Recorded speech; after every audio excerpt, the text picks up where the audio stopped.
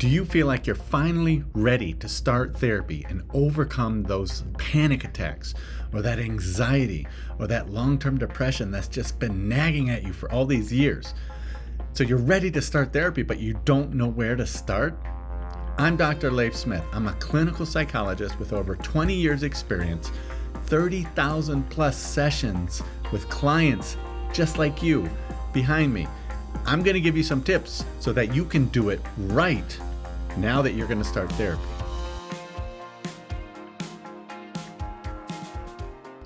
Okay, my first tip. How do you know you're absolutely ready for therapy? Here's an easy indicator. You've got to be in enough pain from the issue that you're facing to want to go in and talk to a complete stranger and cry your heart out and snot your face off and just get it all out and talk to this complete stranger that you've never met before. The only way you're ready for that is if you are in enough pain that working through that pain is much more important than the supposed embarrassment or shame or guilt you might feel talking to this complete stranger.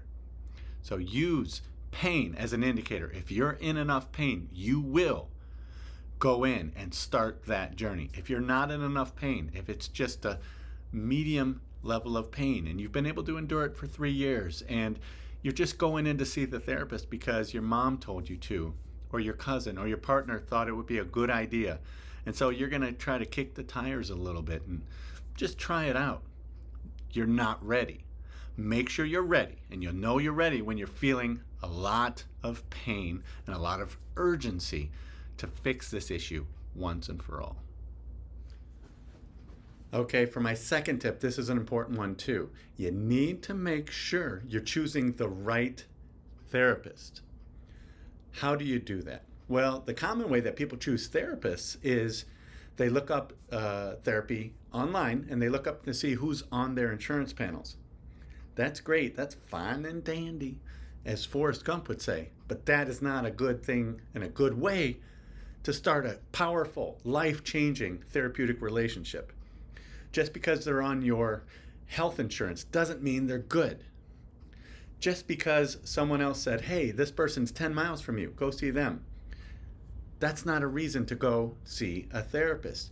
Just because they're the cheapest therapist around, that's actually a terrible reason to go see a therapist. So don't do those things. How do you choose the right therapist? Ask for recommendations. Talk to your friends that have been in therapy. See who they've seen that they like, that they trust. Start with referrals. That's a powerful way to do that. Look online. Look for online referrals. Clients that have had successful therapy will talk about it. I know I've gotten lots of clients from online people getting on there saying, hey, I love seeing Dr. Smith. He helped me change my life. So they come in, and I've never met these clients before, but they found me through online referrals and through online testimonials, I should say. So make sure you're choosing the therapist because they come highly recommended, they're competent, they're good, and they're trustworthy. Not because they're cheap or they're close to you or they're on your health insurance. So here's something else you need to do if you're going to be starting therapy. You've already figured out I'm in enough pain, right? That's great. I mean, it's not great that you're in pain, but it's great that you're ready to do something about it. And you followed my steps, and now you are finding the right therapist, okay? And you go and you interview them, and it seems like a good fit. The next step, if you're going to do well in therapy, if you're going to start therapy and make it life-changing, powerful therapy, you need to be able to set some goals for the therapy. It could be as simple as, I want to be happier. I want to smile more. I want to finally be able to get out and date again. I want to be able to feel good about my body.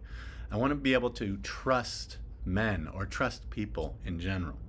Those are fine goals. Those are good goals.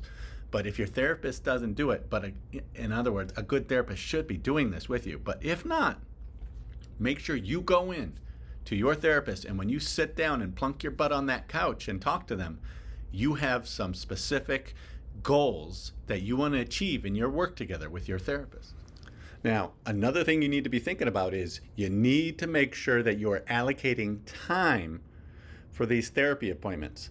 Therapy is usually 45, 50 minutes per session. So you need to make sure you're allocating at least 2 hours. So you need to get to the therapist's office and you need to be able to have the session and then leave and get home. Make sure you're allocating the time on a weekly basis to start to see that therapist. If you don't do that, life is going to get in the way. Work is going to get in the way. Relationships are going to get in the way. If you're ready to start therapy, carve out that time. It's got to be sacrosanct. You've got to make sure you are making sure that you have time for this precious thing that you're starting, therapy. All right, we've made it to my last tip, so good for you. My final tip, if you're going to be starting therapy and you want it to go well, you need to change your mindset and you need to make sure that you're okay being uncomfortable. Therapy is really uncomfortable. The analogy I give my clients is, it's that feeling you get when you get out of the shower, right? And you're naked as the day you were born. Before you get the towel on and you accidentally look at yourself in the mirror. Oh, that feeling you get when you see what you see in the mirror. Therapy can be like that. It can feel pretty naked. You can feel very vulnerable. You can feel like you're going to get judged. You can feel very just unhappy with admitting what's going on in your life. That's okay. That's where you're supposed to be.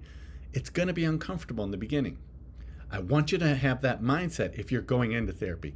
Be okay being uncomfortable. It means you're doing something you haven't done before. It means you're working through these issues that you have failed to work through before, or that you've been putting to the side before. And so it's a very good sign if you're uncomfortable, but I want you to get your head around the fact that it is going to be uncomfortable. Now, you made it. You've watched all these tips. The next step for you, if you haven't yet, sign up for my newsletter. There'll be a link in the bio below. I send out a newsletter every month on tips to reduce stress and to perform better in your life. And it's free, so you lose nothing by doing that. Second of all, I'm going to link some videos here that will help you also if you're going to be doing therapy. It'll help you on your journey when you're going to see your therapist. It'll help you do some stuff on the side so that your therapy sessions are even more powerful. And I'll put those links up there at the top so that you can have another resource to help you on your journey. I'm Dr. Leif Smith. Thank you for joining me today. I hope you got a lot out of this video. And if you did, leave a comment below so that other people can enjoy the same video and get the same benefits that hopefully you are getting.